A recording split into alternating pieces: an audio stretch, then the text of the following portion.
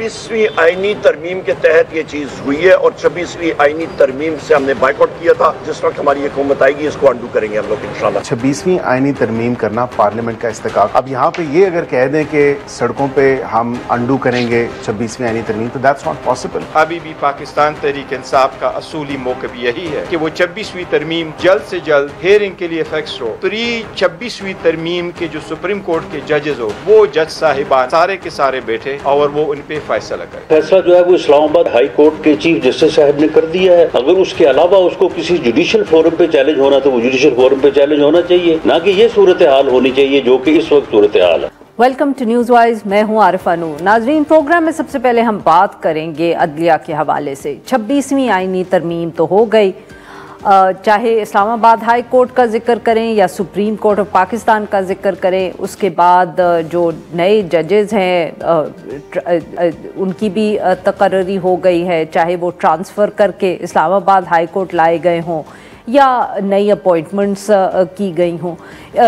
Numbers भी तब्दील हो गए हैं और क्योंकि अब नंबर्स तब्दील हो गए हैं इसलिए उम्मीद यही है या सबका ख्याल यही है कि आने वाले दिनों में अब जिस तरह फ़ैसले होंगे या जिनके पास इख्तियार होगा बेंचेस का फ़ैसले करने का, तो वो जो एक हमें तनाव नज़र आ रहा था हुकूमत और अदलिया के दरमियान, वो तो अब शायद for the time being handle कर लिया है हुकूमत ने। मगर फिर भी मामला जो है जिसको कहते हैं ना सेटल होने का नाम नहीं ले रहा। कहीं ना कहीं एक दफ़े फिर कोई वाक़या होता है जिससे हमें एहसास होता है कि 26वीं आईनी तरमीम हुई है और इस आईनी तरमीम के बाद अभी भी कुछ ना कुछ कन्फ्यूजन या सवालात जो है वो उठ रहे हैं। तो इसी हवाले से आज भी ये इत्तला आई कि पाकिस्तान के जो एक सीनियर वकील हैं अख्तर हुसैन साहब, उन्होंने जुडिशल कमीशन से इस्तीफ़ा दे दिया है। वो जुडिशल कमीशन में बार काउंसिल के रिप्रेजेंटेटिव थे, उन्होंने अपना जो इस्तीफ़ा है वो दे दिया है और चेयरमैन जुडिशल कमीशन जो चीफ जस्टिस या अफरीदी साहब है उनको भिजवा दिया है। सहाफ़ियों से गैर रस्मी गुफ्तगू भी की अख्तर हुसैन साहब ने और उन्होंने बताया कि वो बेसिकली जो जजेस सीनियरिटी का मामला है और जो जजेस के तबादले हुए हैं इस पर वो मुत्तफ़िक नहीं थे पाकिस्तान बार काउंसिल से और इसीलिए उन्होंने सोचा कि बेहतर यही होगा कि वो मुस्ताफ़ी हो जाएंगे। और उन्होंने अपने ख़त में भी लिखा कि 3 मरतबा वो जुडिशल कमीशन ऑफ पाकिस्तान के रुकन रहे हैं और अपनी ज़िम्मेदारियाँ निभाते रहे हैं, बट अब उनको मुमकिन नहीं लग रहा।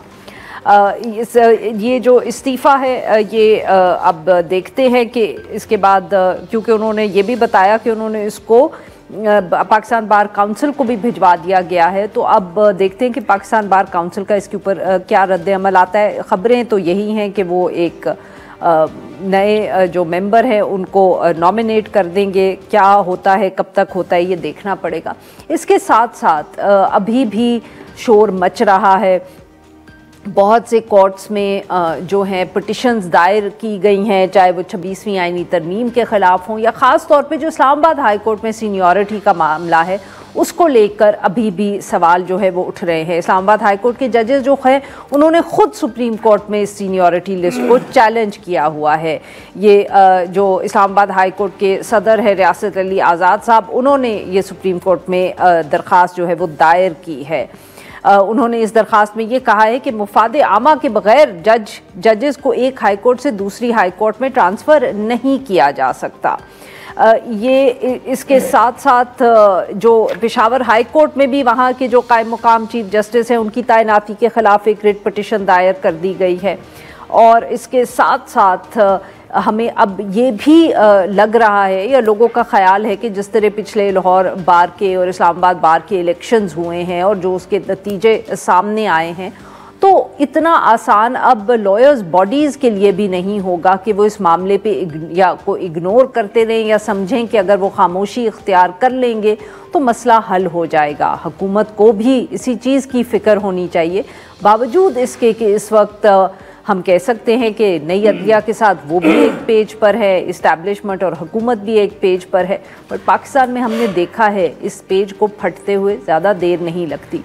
इन सब इश्यूज़ पे बात करने के लिए आज हमारे साथ मौजूद हैं अली आज़ाद साहब, सदर हैं इस्लामाबाद हाई कोर्ट बार के।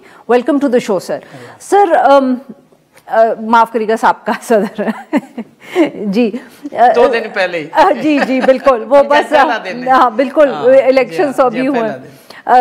तो सर बताएं कि ये जो बार के अब इलेक्शंस हुए हैं, जो रिजल्ट्स आए हैं, उसकी वजह से हम कह सकते हैं कि अब जो हमारी अदलिया चाहे हमारी वकला बिरादरी की लीडरशिप हो, उस पर भी हमें प्रेशर पड़ता हुआ नजर आ रहा है, और शायद उसी का असर है जो आज अख्तर साहब ने इस्तीफा दे दिया, क्योंकि उनकी माफ करिएगा सवाल जरा लंबा हो गया बट जस्ट टू एक्सप्लेन, क्योंकि वो इस सारे मामले से खुश नहीं थे, ये तो हमें कुछ दिनों से मालूम था, क्योंकि वो 1-2 इंटरव्यूज भी दे चुके थे, उन्होंने पब्लिकली ये बात भी की थी। तो बट इस्तीफा आज आया, एंड कहने का मकसद ये कि इस्तीफा उनका सामने आया जब हमने 2 बार्स के इलेक्शन रिजल्ट्स देखे, तो कोई मोमेंटम बिल्ट हुआ, उनको भी हिम्मत मिली। आरफा बात ये कि जब मैं लास्ट ईयर फैम में मैं सदर बना था, तो उसके बाद ये खत 6 जजेस साहबान ने लिखा था, ये सारी सिचुएशन उसके बाद राइज हुई, फिर 26वीं तरमीम भी आई, उसके बाद ये पहले इलेक्शंस आए वकला बरादरी के, डिस्ट्रिक्ट बार के भी और हाई कोर्ट बार एसोसिएशन के, और इसके अंदर लोगों ने सारा कुछ जो इस्टेब्लिशमेंट प्रो यानी जो 26वीं तरमीम हुकूमत के साथ जिनका एफिलिएशन थी, लोगों ने बारों में उनको धो के फारग कर दिया है। सर माफ करिएगा आपकी बात काट रही हूँ, बट सुप्रीम कोर्ट के भी तो बार के इलेक्शंस हुए थे, वहां तो ऐसा कोई नतीजा, वहां पे भी आपने देखा जो सेक्रेटरी था वो दूसरे ग्रुप का आया था, 500 की मेजॉरिटी से जीता था सुप्रीम कोर्ट में, और सदर इधर से जीते थे। मेरा ख्याल स्प्लिट मैंडेट तो था वो ना सर, डिवीजन थी, लेकिन अब बिल्कुल क्लैरिटी आ गई। तो आपने देखा क्या पड़ा सर, यही तो समझाए ना कि सुप्रीम कोर्ट बार के इलेक्शन से और ये जो अब 2 इलेक्शंस हुए, 2 बातें आरफा कि 26वीं तरमीम को वकला बिरादरी ने रिजेक्ट कर दिया। 1 पॉइंट एजेंडा है जिसके ऊपर वकला ने इसका इस दफा देखें, हमारी डिस्ट्रिक्ट बार में आप हाई कोर्ट में देख लें, आप लाहौर में देख लें, आप पिंडी में देख लें, आप पंजाब दीगर जो हाई कोर्ट के अंदर इलेक्शन हुए, वहाँ पे जो प्रो गवर्नमेंट कैंडिडेट्स थे वो हार गए। तो इसका मतलब है, मैं कहता रहा, आपके तमाम मीडिया को मैं बताता रहा कि ये जो वकला बिरादरी है उसने 26वीं तरमीम को एक्सेप्ट नहीं किया। इससे एक जो 3 ऑर्गन थे ना, एक इदारा उसमें अदलिया था, अदलिया को तो बिल्कुल खत्म कर दिया गया, उसकी जो एक पावर वो सारे मामलात थे वो बिल्कुल एक बेंच के हवाले कर दिया गया। सुप्रीम कोर्ट तो एक दिखावे की सुप्रीम कोर्ट आरफा रह गई थी, लिहाजा this is the reflection of the lawyer community towards the 26th amendment. So आप result keeping in view the mandate, मैं कहता था कि देखें जो बार काउंसिल्स है ना और बार एसोसिएशन, इनमें फर्क क्या है। बार काउंसिल का इलेक्शन 5 साल बाद होता है, और जो बार एसोसिएशंस होती है उनका हर साल होता है। हाँ। अब ये जो फ्रेश इलेक्शन हुए उसमें फ्रेश मैंडेट आ गया है। अब ये कहना कि फलां बार काउंसिल वहां थी, अगर उस वक्त भी आप बात करें तो वहां पे भी जो मेजॉरिटी बार काउंसिल्स थी वो इस साइड पे थी, वहां 26वीं तरमीम। वहां क्या मतलब सर, किस मुझे रेफरेंस समझ नहीं आया, आप कह रहे वहां की भी बात करें, कहां अगर इससे पहले इन इलेक्शन से पहले की बात करें तो तब भी मेजॉरिटी जो बार काउंसिल्स थी वो एंटी 26वीं तरमीम थी। और आज आपने देखा कि जितने हाई कोर्ट के इलेक्शन हुए मेन प्रिंसिपल सीट्स के या बेंचेस, यानी लाहौर हाई कोर्ट के बेंच है, रावलपिंडी है, बहावलपुर है, मुल्तान है, हाँ। इस्लामाबाद हाई कोर्ट है, इसका बेंच नहीं है, प्रिंसिपल सीट है। तो यहाँ पे आप इलेक्शन के रिजल्ट्स देख लें कि वहां पे लोगों ने बिल्कुल नहीं एक्सेप्ट किया। तो sir but what next, I mean बात यह है कि शायद आप लोग तनकीद करते रहे, हम सहाफी तनकीद करते रहे, वकला मगर हमने देख लिया है कि हुकूमत के ऊपर जरा फर्क नहीं पड़ता सर। उनका ख्याल है कि they can get away with it, और अब जो एक आध मुजाहरे भी किए वकला ने, उससे भी कोई मतलब कि इतना फर्क नहीं पड़ा कि हमें लगा हुकूमत पे प्रेशर पड़ा है। आप देखिए, आपका जो पीका एक्ट था जो अभी गवर्नमेंट ने बनाया है, उस पे आज हमारे सदर सुप्रीम कोर्ट जो थे उन्होंने साफियों को भी बुलवाया हुआ था, तो उन्होंने उसको उस अमेंडमेंट के इसको रिपील किया जाना चाहिए। उसने बहुत सारी प्रपोजल्स दिए। ये किसका रिजल्ट है? ये जो रिजल्ट आ रहे हैं ना, ये उसका रिजल्ट है कि अब वहां पे भी एक व्यू चेंज होगा। फिर अख्तर साहब का रिजाइन करना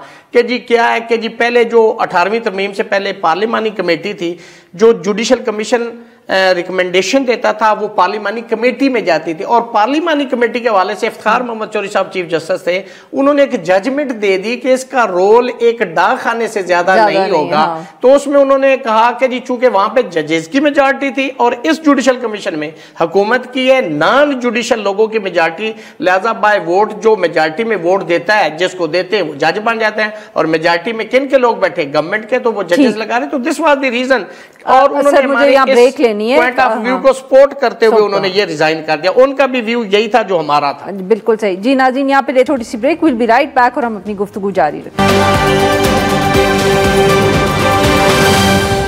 वेलकम बैक नाज़रीन, हम गुफ्तगू करें रियासत अली आज़ाद साहब से, और अब हमें ज्वाइन किया हाफिज़ एहसान अहमद साहब ने। ये भी माहिर कानून हैं, बहुत गहरी नज़र रखते हैं इन सब मामलात पे जैसे रियासत अली आज़ाद साहब रखते हैं। और हम बात कर रहे हैं अदलिया के हवाले से 26वीं आईनी तरमीम। उसके बाद लग रहा था कि सारा मामला कुछ हुकूमत ने संभाल लिया है, सेटल कर लिया है, मगर ये जो इलेक्शंस हुए बार्स के पिछले 2-3 दिनों में, तो लगा कि जैसे अब जो पब्लिक ओपिनियन है वो हुकूमत के इक़दाम के बरक्स हमें नज़र आ रही है, और शायद इन्हीं इलेक्शंस का रिजल्ट है जिनकी वजह से हमें और भी कुछ जैसे हम जिक्र कर रहे थे नज़र आ रही हैं developments. Welcome to the show Hafiz साहब। अभी सर रियासत साहब से जब हम बात कर रहे थे आपके आने से पहले तो वो उन्होंने जिक्र किया कि ये जो 2 बार्स के इलेक्शंस हुए और इनका जो रिजल्ट आया है उससे मूड रिफ्लेक्ट हो रहा है जो शायद इससे पहले वुकला की जो तंजीमें थी, जो लीडरशिप थी, वो इग्नोर कर रही थी कि 26वीं आईनी तरमीम के बाद वुकला क्या सोच रहे हैं। This is a vote against the 26th amendment रियासत साहब के ख्याल में। बिस्मिल्लाहिर्रहमानिर्रहीम। 26 कॉन्स्टिट्यूशनल अमेंडमेंट जो थी वो 22 अक्टूबर 2024 को आई थी। अब 2024 अक्टूबर से लेके अब तक 5 इलेक्शंस जो हैं वो बार एसोसिएशंस के आए हैं। पहला इलेक्शन पाकिस्तान की सुप्रीम कोर्ट बार एसोसिएशन का हुआ, जो इसी बुनियाद पे लड़ा गया कि जी 26वीं आईनी तरमीम ठीक है या नहीं है, और वो जो था जो समझते थे या जो अभी भी कहते हैं कि 26वीं आईनी तरमीम जो है वो पार्लियामेंट का एक प्रेरोगेटिव है, वो ग्रुप जो है वो जीत गया। उसके बाद दूसरा इलेक्शन जो है वो कोयटा के अंदर आया, जो Quetta high court bar association यानी कि Balochistan high court bar association है, वो भी ग्रुप वो जीता कि जो समझता ये है कि 26 कॉन्स्टिट्यूशनल अमेंडमेंट जो है वो पार्लियामेंट का एक प्रेरोगेटिव है और पार्लियामेंट कर सकती है। उसके बाद तीसरा इलेक्शन जो है वो कराची के अंदर Sindh high court bar association का आया, और वो भी इलेक्शन उन्होंने जीता जो 26 कॉन्स्टिट्यूशनल अमेंडमेंट को सपोर्ट करते हैं।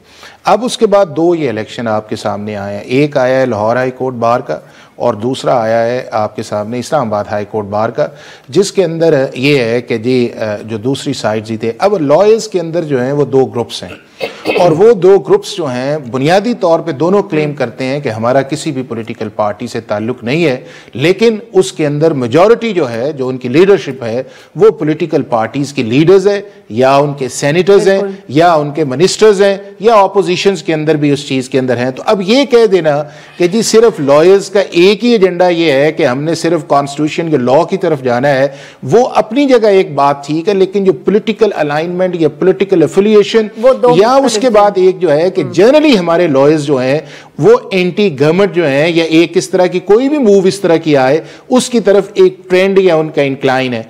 तो सिर्फ इस बुनियाद के ऊपर कहना कि जी 2 इलेक्शन चूंकि जीते हैं वो मूड उसके सामने आया है। तो मैंने बताया कि सुप्रीम कोर्ट का पूरे पाकिस्तान का इलेक्शन बलोचिस्तान के अंदर जो सबसे बड़ी बात है वो आया। और तो सर अब हाफिज साहब सही कह रहे हैं कि इससे पहले तो आप लोग हारते रहे, अब 2 इलेक्शन जीत लिए हैं, तो आप कह रहे हैं पब्लिक ओपिनियन मेरा ताल्लुक उसी ग्रुप से जो सुप्रीम कोर्ट में सदर जिसका जीता और सेक्रेटरी उस ग्रुप का हार गया था, 500 की लीड से था, वहां पे स्प्लिट मैंडेट था।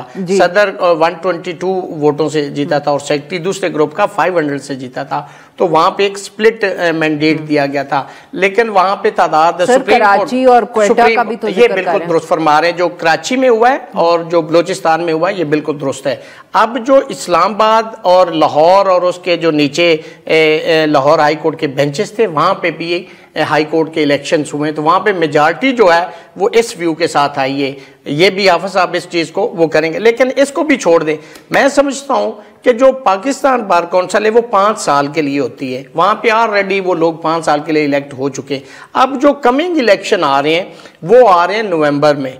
जो बार काउंसिल्स के हैं वो होने, और अक्टूबर में सुप्रीम कोर्ट ऑफ पाकिस्तान के आ रहे हैं। आपको उसके अंदर आपको पता चल जाएगा। और देखिए ओवरऑल अगर आपने व्यू लेना है कि जी 26वीं तरमीम के हवाले से वकला में क्या राय पाई जाती है, तो मैं तो एक राय दूंगा कि पूरे पाकिस्तान के वकला का एक... सर अब माफ करिएगा मैं आपकी बात काट रही हूँ, तो ये तो अब आप तो ऐसे बात करें कि जैसे हमें अब कोई काम ही नहीं है सिवाय इसके कि रेफरेंडम होता रहे 26वीं आईनी तरमीम पे। हम तो वकला की तरफ देख रहे हैं कि वो कोई एहतजाज करेंगे, कुछ आप कहते भी हैं आपको एहतजाज आरफा आपको नजर आएंगे ना, एहतजाज मतलब कि अपने रेफरेंडम तो नहीं कराते रहना। देखिए इस्लामाबाद हाई कोर्ट ने 3 पिटीशंस फाइल किए सुप्रीम कोर्ट ऑफ पाकिस्तान में। एक वो जो जजेस साहबान ने खत लिखा, दूसरी हमने 26वीं तरमीम के हवाले से पिटीशन फाइल की, और तीसरी हमने जजेस की जो अभी सीनियरिटी डिस्टर्ब हुई है by virtue of posting and transfer of justice Sardar Dogar साहब, तो उस हवाले से हमने फाइल की। और इस्लामाबाद बार एसोसिएशन ने भी आज रेजोल्यूशन पास कर दिया है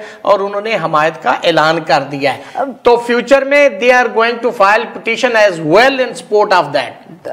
सर वैसे ये तो है कि शायद 26वीं आईनी तरमीम के ऊपर इतना रिएक्शन वकला का हमें नजर नहीं आया, बट ये जो सीनियरिटी का मामला हुआ है ना इस्लामाबाद हाई कोर्ट में, ये ज्यादा बड़ा तनाजा लगता है इन द सेंस कि देखिए बार का वो जुडिशल कमीशन से अख्तर साहब ने इस्तीफा दे दिया, उन्होंने भी सीनियरिटी का जिक्र किया, वो इंटरव्यूज भी एक दो देते रहे हैं, जजेस भी और लॉयर्स भी, सबने वो जो सीनियरिटी का प्रिंसिपल है उसकी जो जिस तरह मामला तय हुआ इस्लामाबाद हाई कोर्ट में उस पर ज्यादा शोर मच रहा है। अच्छा आरफा, एक तो ये है कि वो इसलिए ज़रा सेंट्रिक इस्लामाबाद हाई कोर्ट के अंदर आया हुआ है चूँकि इस्लामाबाद हाई कोर्ट के अंदर जिनकी एक्सपेक्टेशंस थी या बिल्कुल लेजिटिमेट एक्सपेक्टेशंस हैं कि मैं इस्लामाबाद हाई कोर्ट का चीफ जस्टिस बनूं, उनका ताल्लुक इस्लामाबाद से है।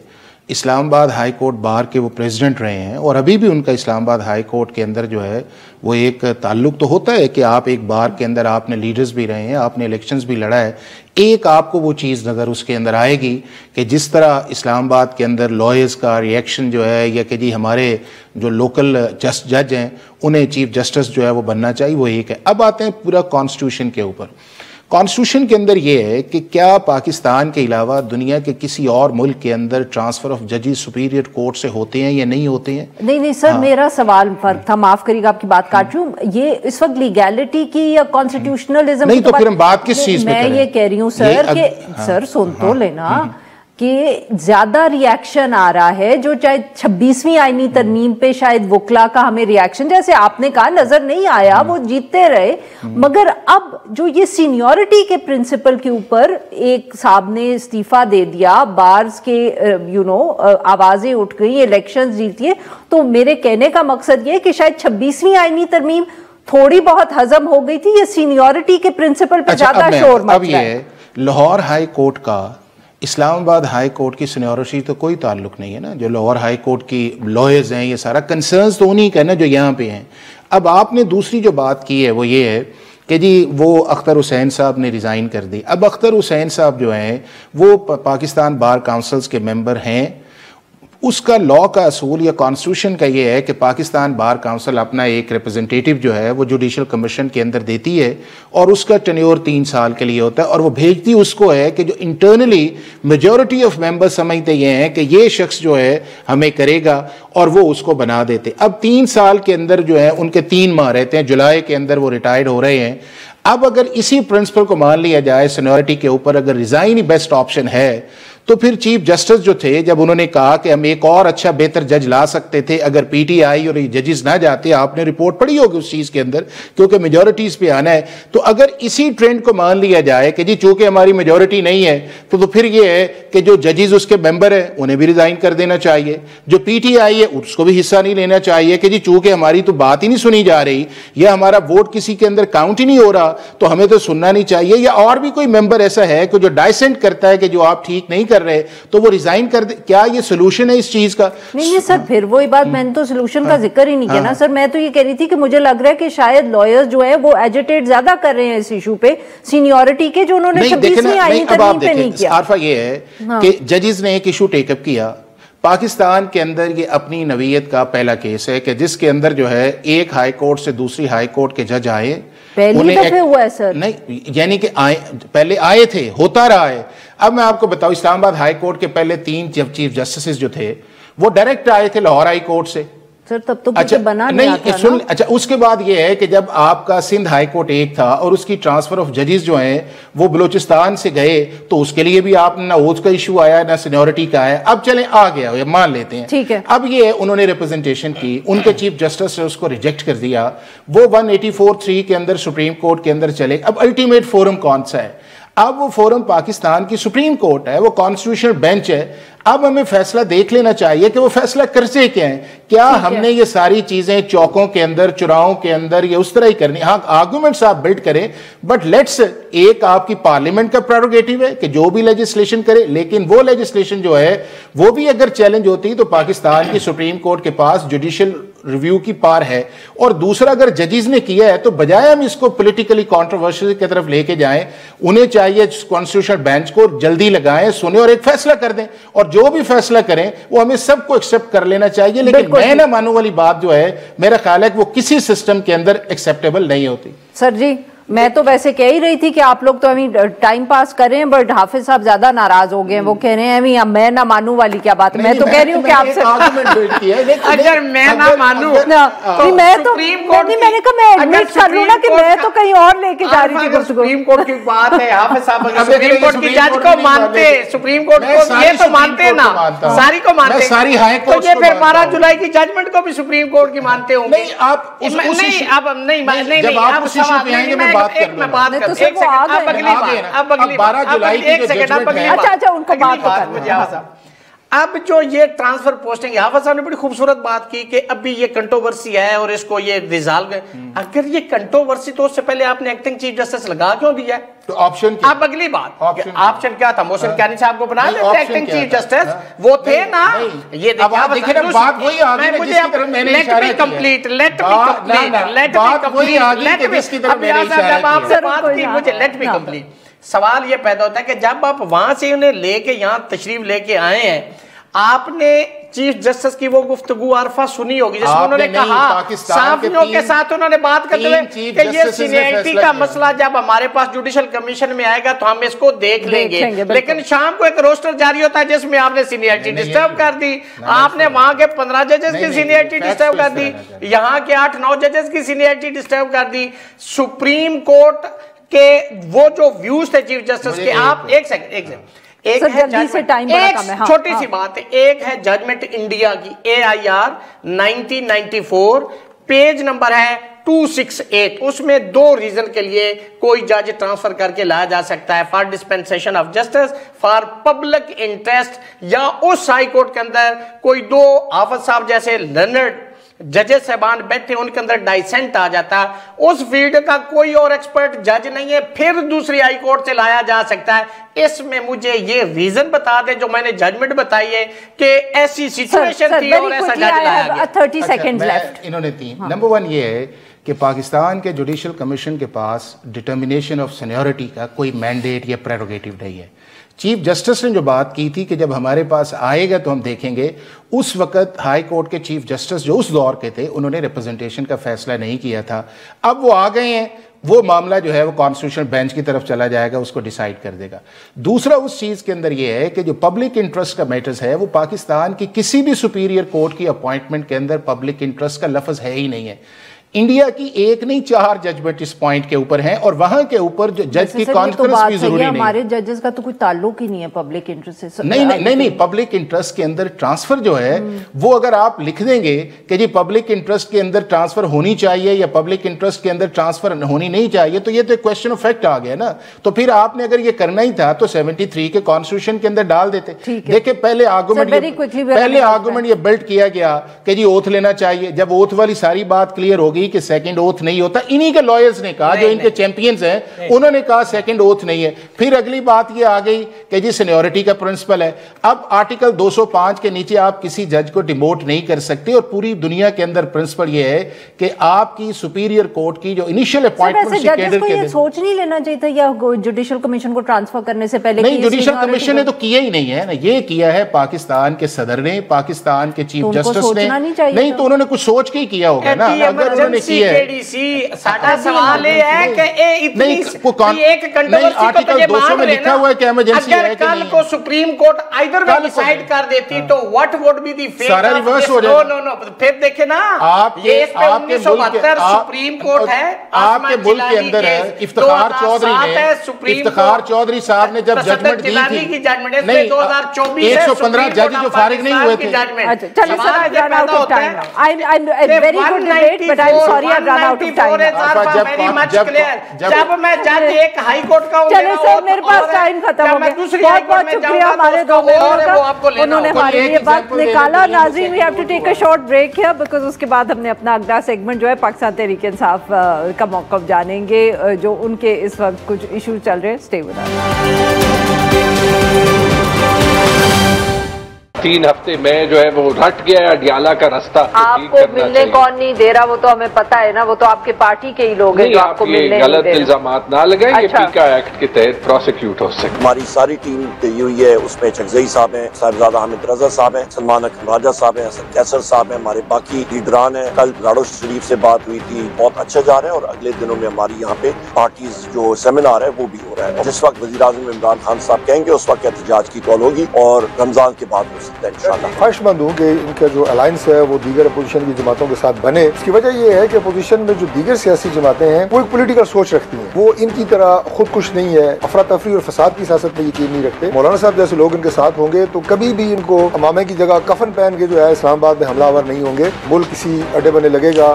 वेलकम बैक नाज़रीन। प्रोग्राम के इस हिस्से में हम जिक्र करेंगे पाकिस्तान तहरीक इंसाफ का। एक तरफ Pakistan Tehreek Insaf grand opposition alliance पे काम कर रही है, सिंध का दौरा भी इस वक्त हो रहा है, जिसमें बाकी भी जो मेंबर्स हैं वो अपोजिशन इत्तेहाद के तहरीक तहफ़्फ़ुज़ आईन पाकिस्तान, पीर पगाड़ा, GDA, इन सब से मुलाकात हो रही है।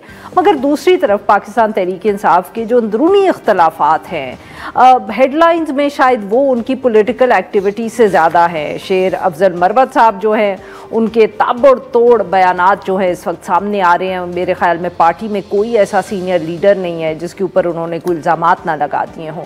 और दूसरी तरफ जो एक इतला आ रही थी कि इमरान खान साहब चाहते हैं कि उनके कुछ सीनियर जो पार्टी मेंबर्स हैं, कामरान बंगई साहब, तैमूर झगड़ा साहब, वो KP की काबीना में शामिल हो। अब बताया जा रहा है कि गंडापुर साहब ने उनको फिर कन्विंस कर दिया है कि ऐसा करने की कोई ज़रूरत नहीं है। इन सब इशूज़ पे बात करने के लिए हमारे साथ मौजूद है शेख वकास अकरम साहब, secretary Pakistan Tehreek. Welcome to the show sir. Sheikh साहब, सबसे पहले तो ये बताइएगा कि ये सिंध का दौरा एकदम कहाँ, एक तरफ तो हमें बताया जा रहा था आप लोग एहतजाज की तैयारी कर रहे हैं, फिर आप लोग सिंध चल पड़े वहाँ मुलाकातें करने, व्हाट्स द कनेक्शन? देखिए जी, हम तो आपने देखा होगा पिछले कई महीनों से हम एक कांस्टेंट स्टेट ऑफ प्रोटेस्ट में है। हम तो कभी प्रोटेस्ट से बाहर आए ही नहीं। तहरीकों में तो एहतजाज रुकता ही नहीं होता है, उसकी हैयत और उसकी शक्ल तब्दील ज़रूर हो जाती है, फेजेस आ जाते हैं, इवेंट्स होते हैं, बट वो रुकता नहीं है। रमज़ान के बाद, ईद के बाद के हवाले से खान साहब का हुक्म था कि एक मुल्कीर एहतजाज होगा और भरपूर होगा, बट उसमें वो चाहते यही है खान साहब कि एक ग्रैंड पॉलिटिकल अलायंस हो अपोजिशन पार्टीज का, जो pro human rights, pro democracy, for rule of law, to uphold the constitution of Pakistan, उस हवाले से हो। तो उसको शेप अप करने पे बड़े अरसे से काम हो रहा था। आपने देखा कि खकान अब्बासी साहब से लेके सर मौलाना साहब को तो आपने अभी कन्विंस किया नहीं, आप सिंध किधर चले गए हैं वहां के लोगों को कन्विंस करने? जो आपके साथ थे उनको तो पहले आप ऑन बोर्ड कर लें जी। मैं उसी तरफ आ रहा हूँ। बात यह है जी कि ऑब्वियसली मौलाना साहब के साथ हमारी वो एंगेजमेंट 26वीं तरमीम के बाद तात्तुल आया और दोबारा शुरू हुई। हमारे लोग वहां पे गए तो फिर एक मुश्तरका एलामिया आया कंसेंसस के साथ, जिसमें हमने फ्रेश इलेक्शन मांगा है। उसमें मौलाना भी शामिल, खकान अब्बासी भी शामिल, MWM भी शामिल, SIC भी शामिल और पाकिस्तान तहरीक इंसाफ भी उसमें शामिल। तो वो मुश्तरका एलामिया आप याद करें जो चंद दिन पहले आया, वो मौलाना के साथ कंसेंसस हुआ, इत्तफाक किया गया, उसके बाद आया। अब इत्तफाक से इत्तेहाद की तरफ का जो सफर है वो हमारा जारी सारी है। अब उसके लिए हम ये नहीं है कि हम बाकी पार्टियों जिनसे हमारी पुरानी एंगेजमेंट हो रही है उनसे चीजों को शेप अप ना करें। तो सिंध में वो क़यादत बड़े अरसे से ज़िम्मेदारान का जाना ड्यू था, वो गए, GDA से मुलाकात हुई और भी बहुत सी छोटी बड़ी पार्टियों से वहां पे मुलाकात होगी। GDA पहले भी बहुत बड़े बड़े इवेंट्स जो है वो कर चुके हैं खान साहब के हवाले से, रिहाई के हवाले से खसूसन उन्होंने भी बड़ा वाजे किया। To uphold the constitution and rule of law के हवाले से वो बड़े क्लियर है, पॉलिसीज के हवाले से वो जंग में शामिल होना चाहते हैं। तो अब हमारे चीफ मिनिस्टर जो है वो भी कल जा रहे हैं और एक्सक्लूसिव मुलाकात पीर शाह पगाड़ा से करेंगे, खान साहब की नुमाइंदगी करते हुए और पाकिस्तान तहरीक इंसाफ की नुमाइंदगी करते हुए। सो एक तो वफ्त अभी गया। अच्छा सर, ये आपने क्योंकि चीफ मिनिस्टर साहब का जिक्र किया तो ये तो बताएं कि जो शेर अफजल मरवत साहब आजकल रोज बयानात दे रहे हैं, इंटरव्यूज दे रहे हैं, उन्होंने तो मेरे ख्याल में पार्टी में तकरीबन सब पे ये इल्जामात लगा दिए कि आप सब प्लांटेड हैं, आप सब आपकी जो अपने पार्टी के फंड्स हैं उनमें भी गड़बड़ हो रही है, आप लोग एजेंट्स भी हैं। अब मैं क्या बात करूं सर, आई मीन आप इसको सिर्फ इग्नोर ही करते चले जाएंगे? देखें, मैं नहीं समझता कि लोग इग्नोर कर रहे हैं। वो जिनके बारे में गुफ्तगू करते हैं वो साथ साथ जवाब दे देते हैं। थोड़ा प्रोग्राम तो बड़ा संजीदा प्रोग्राम है, तुसी ये केड़े काम ते लग गए, तुसी छड्डो, ये तो नाकाबिले बहस चीज़ां ने। वाई पूछना था ही ना। नहीं sir, I mean we have to ask. ये तो नहीं हो सकता कि हम अब आप कहें कि शेर अफजल मरवत साहब सीरियस नहीं है तो हम उन पे बात ना करें, उनके इल्जामात। देखें, ये सारी चीजें, कई चीजें अल्फा अपने टाइम पे अच्छी लगती हैं। इफ दे आर कई चीजें अपनी वक़्त और अपनी हैसियत और अपना वजन खो बैठती हैं, वो गुफ्तगू जो टाइम पे प्रॉपरली ना की जाए। तो मैं ये समझता हूँ कि जब ये सारी चीजें जिन जिन पे वो इल्जाम लगा रहे हैं, हमारे वो दोस्त उसको रिस्पॉन्ड कर रहे हैं। पार्टी ने इमरान खान साहब के हुक्म पे उनको एक नोटिस दिया था, उसका उन्होंने जवाब दिया और फिर खान साहब को जवाब शेयर किया गया। खान साहब उससे मुतमिन नहीं हुए होंगे तो खान साहब के हुक्म पे एक एक्सपल्शन लेटर जो है वो निकाल दिया। तो सर ये बताइएगा कि उनकी पार्टी उनके सीट का क्या होगा, कंस्टिट्यूएंसी का? Is he going to continue on that या आप उस पर भी कुछ करेंगे? देखें, उस पर एक लीगल पोजीशंस होती हैं, आपको पता है कि उस पर कानून और आइन बड़ा वाजे है, मनी बिल के हवाले से बाकी कुछ चीज़ें हैं, तो उस पर अभी कोई ऐसा फैसला नहीं हुआ है। और मगर किसी के लिए मेरे ख्याल में ये काफ़ी होता है कि जब उसको पार्टी चीफ जो है वो पार्टी में से एक्सपेल कर दे। मैं ये समझता हूँ कि हम नहीं चाहते कि पाकिस्तान तहरीक इंसाफ ऑफिशियली इस किस्म की किसी बहस में उलझे। सो अगर कोई वन साइडेड गुफ्तगू कर रहे हैं तो वो उनका इस्तेकाक है, वो कर सकते हैं।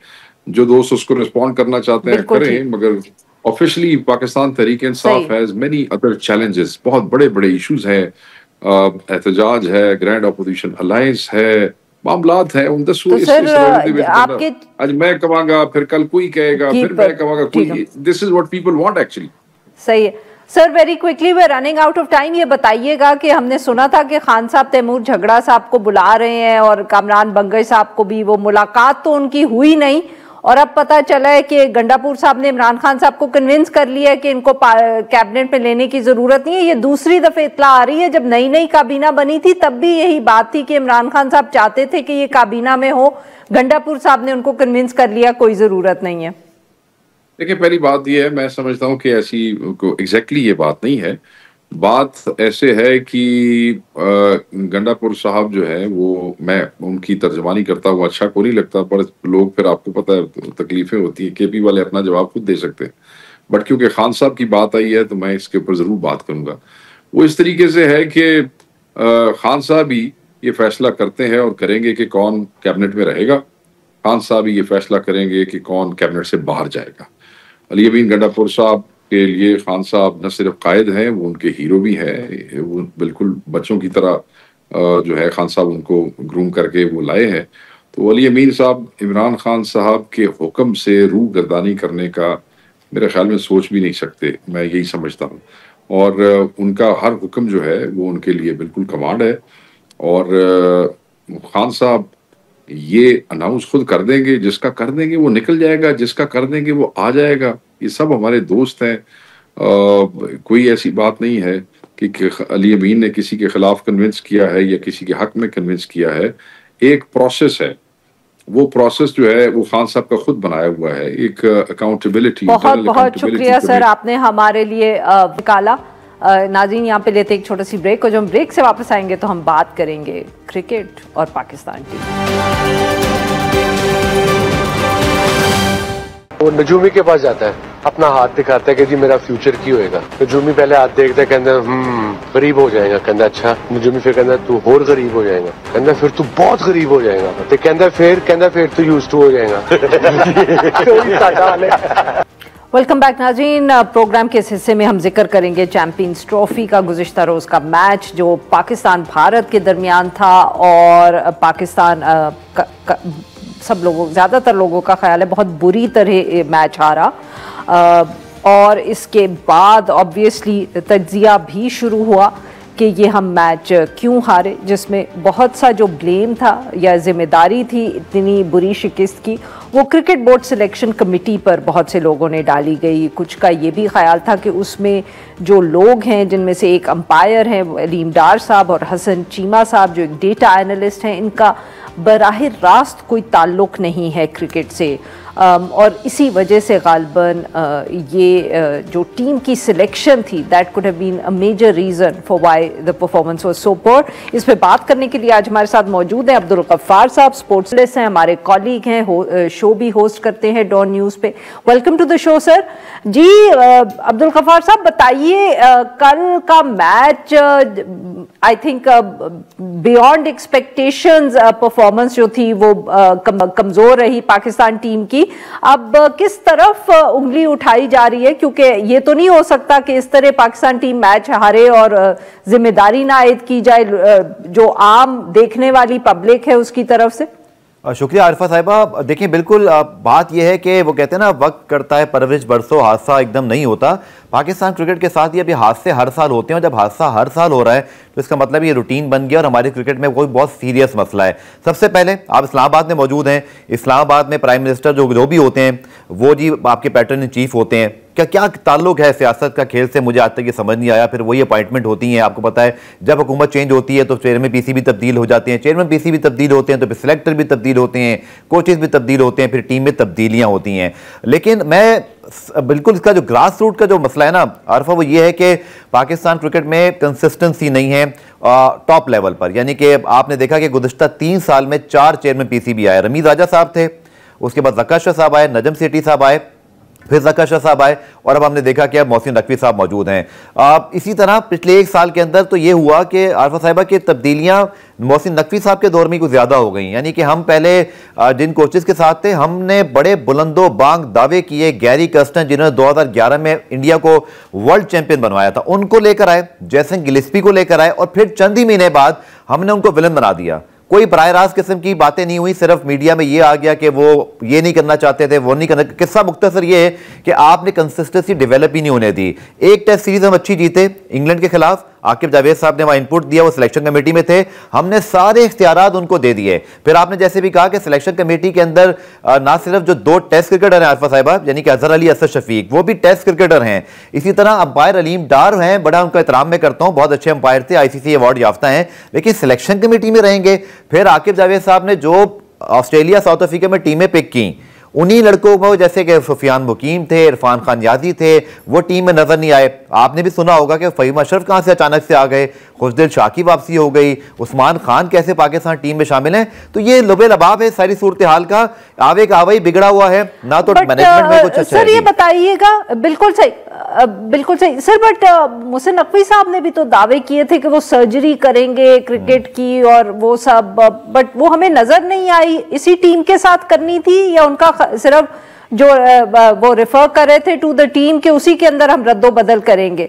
देखिए आप जो अमेरिका से हारे वर्ल्ड कप में, कितनी अजीब बात है, वो मुल्क जहां क्रिकेट होती नहीं है उस टीम से भी हम हार के आ गए, तब कुछ ना किया तो भारत से हारना तो मेरे ख्याल में हमें सरप्राइज ही नहीं होती थी। शेब अख्तर कह रहे हैं खेलते थे क्रिकेट जी, वो शेब अख्तर ने जैसे कहा ना, नो सरप्राइज एट ऑल। अब हमें आदी हो जाना चाहिए कम से कम इस दौरान जब तक ये हमारी ब्रीड ऑफ क्रिकेट मौजूद है ना, जनरेशन जो कि इनको हमने अच्छी तरह परख लिया है। जहां तक आपने बात की उस सर्जरी की, कोई सर्जरी नहीं हुई। इन्हीं खिलाड़ियों के हवाले से मीडिया पे रिपोर्ट्स चलवाई गई कि फलाने का ये मसला था, एटीट्यूड का ये मसला था। आप टीवी उठा के देख लें, सोशल मीडिया आपको खिलाड़ियों की रिफ्ट या जो क्लिपिंग है उससे साफ नजर आता है कि टीम में क्या मिसाली इत्तेहाद है। कोई एक्शन नहीं लिया गया और उस पर फिर सोने पे सुहागा कि आपने कोचेज ही तब्दील कर दिया। आप सोचिए कि कितना बड़ा मजाक है आरफा हमारी क्रिकेट के साथ कि जिस बंदे ने यानी गैरी कर्स्टन ने पाकिस्तान इंडिया को 2011 का चैंपियन बनाया था MS धोनी के साथ मिलकर, वो अपॉइंट हुए और वनडे में कोचिंग किए बगैर ही वो रिजाइन करके चले गए। आप अंदाजा लगा लीजिए पाकिस्तान क्रिकेट फेयर का कि कितने नॉन प्रोफेशनल तरीके से चलते हैं।